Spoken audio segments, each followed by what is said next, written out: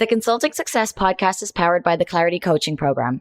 If you'd like to work directly with the Consulting Success team and receive personal coaching and support to optimize and grow your consulting business, marketing, and revenue, visit consultingsuccess.com to find out more and apply. Welcome to the Consulting Success Podcast. I'm your host, Michael Zipursky. In this podcast, we'll dive deep into the world of elite consultants, where you'll learn the strategies, tactics, and mindset to grow a highly profitable and successful consulting business. Hey there, it's Michael Zipursky, and today I'm going to share with you how to get more out of your current sales pipeline. This is an exercise that we do quite often with our clients in our Clarity Coaching Program, and one that produces pretty significant results. And that's because most people are often focused on generating more leads and their marketing, but they tend to neglect. And you may be also doing this right now, where you kind of neglect your existing pipeline. You don't focus on everything that you already have kind of under your nose.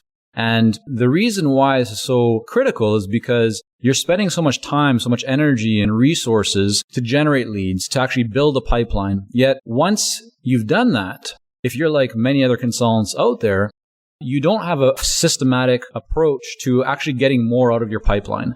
You don't have a systematic approach and a real process for moving people step by step through the different sections of your pipeline, ultimately resulting in a win or a nurture, but really being able to move people consistently and intentionally through. Without that, you just tend to kind of drift. Your business might move forward, it might not.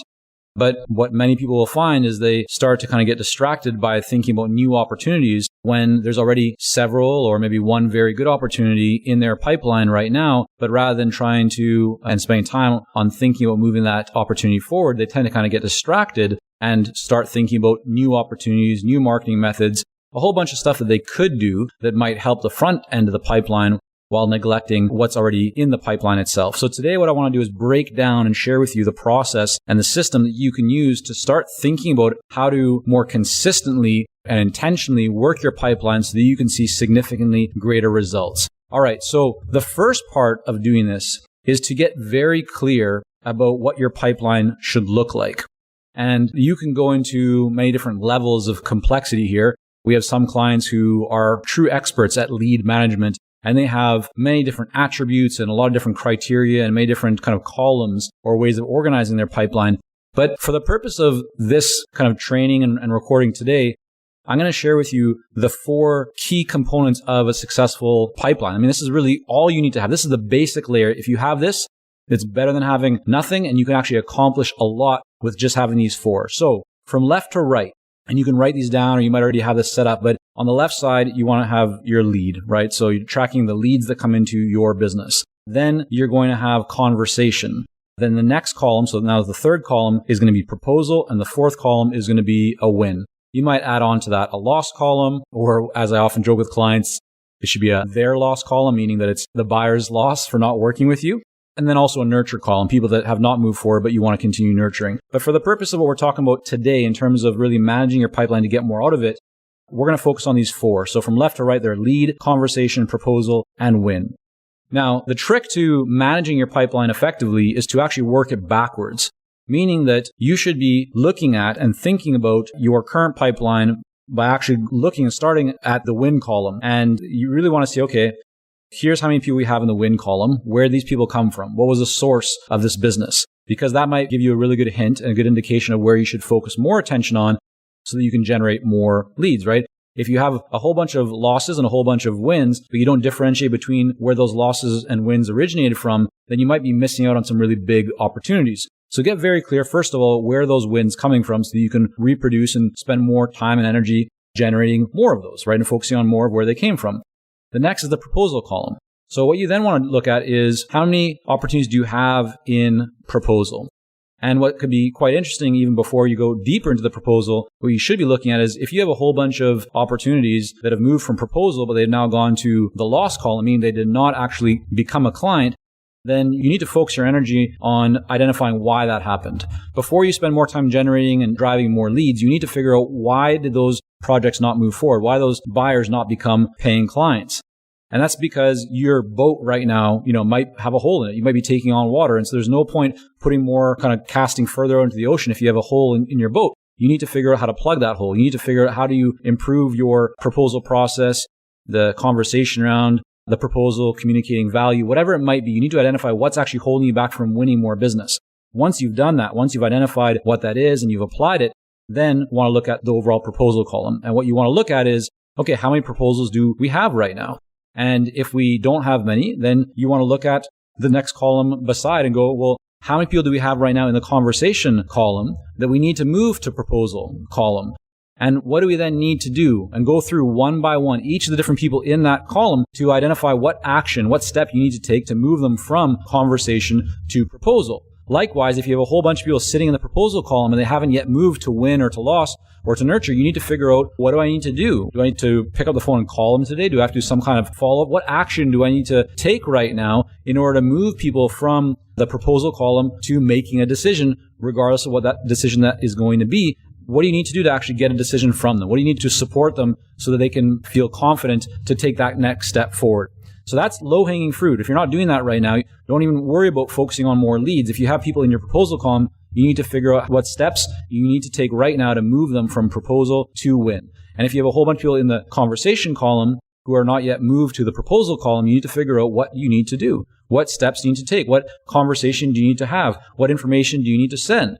What action is going to move that person or several people from the conversation column to the proposal column?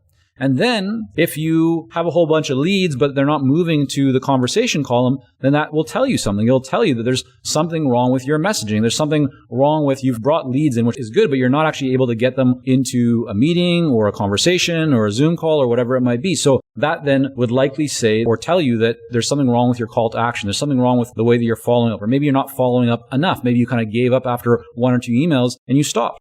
Maybe you didn't pick up the phone. Maybe you didn't send a message on LinkedIn. Maybe you didn't send that fifth follow-up email. Whatever it might be, that likely is signifying that there's something in your follow-up or in your messaging or in your call to action that is not compelling and effective enough to get someone from being in the lead column to actually saying, yes, okay, I want to have a conversation or a meeting in person or a Zoom call or whatever the case may be. Now, you're probably starting to see how all this is interconnected. And this is actually the most valuable part of really understanding this concept, because once you start looking at your pipeline in the way that I'm describing it here, and once you start kind of mapping this out visually, and every CRM can do this for you. So if you don't actually have a CRM set up, you should set one up. And you want to make sure that CRM will give you columns, will allow you to kind of set up a pipeline or a deal flow so you can actually see how many people you have each stage in each kind of column, because what that really will tell you is the overall health of your business. This is a big thing that we do with our clients in our coaching program. We go in and we look at their CRM, we look at their pipeline, and very quickly I'm able to spot if they have a healthy business or if they have a business that needs work. But even more importantly, we're able to spot what specifically they should be working on in their business, right? So as an example, let's say that you have a lot of people in your conversation column and not many in the proposal column. Well, that will tell us there's something that is not working in the way that you're approaching sales conversations. Likewise, if you have a whole bunch of people in the proposal column and maybe a whole bunch that are moving into the loss column, like meaning that you're not winning much business, well, that tells us something. There's probably something happening. Maybe you're really good at bringing leads in. Maybe you're really good at having a conversation, but maybe you're moving too quickly to proposal, or there's something in that process. There's something that's breaking down. And so by looking at this way and kind of going step by step and analyzing each column, you can very quickly start to kind of identify the missing pieces or the blockages, right? The areas that right now, once you unlock them, will help you to really multiply or see an exponential improvement, because there's a multiplying effect. As you make an improvement in one area, that now kind of transcends or connects to the other areas. And so by strengthening and putting in better systems and processes into each of these different columns and making sure that you're able to really move people through from lead to conversation to proposal to win, you are then able to be much more confident in your overall marketing, and your business will be significantly better for it. So make sure that you set up a CRM where you can visually review this. And I highly recommend that you review it every day. That your home screen, when you log into your computer, or one of the first things that you should do when you kind of actually get into connecting to the internet or clicking that button is looking at your pipeline. Because if you're not looking at your pipeline, and if you don't have true clarity around what you should be focusing on within your pipeline, then you might spend energy and time and resources on the wrong areas of your business. You might be spending a lot of time right now trying to bring in new leads, but if you have a broken system, a broken process, if your framework is not optimized, then there's no purpose in really driving in more leads because they're not going to convert for you. That'll be frustrating. That'll cause doubt, really hold up cash flow, right? It's not going to be conducive to growth and to success. So by having a very clear picture around how your pipeline works and what's working and what isn't working, and then being able to optimize and to fix the appropriate areas, you're going to be much more confident and much more excited to go out there and drum up more business. So I really want to recommend that you go through this process, that you start applying it, so that you review it on a daily basis so that you can then take the appropriate actions, and that you can also then spend your time and your energy in the right areas to truly see greater growth in your business.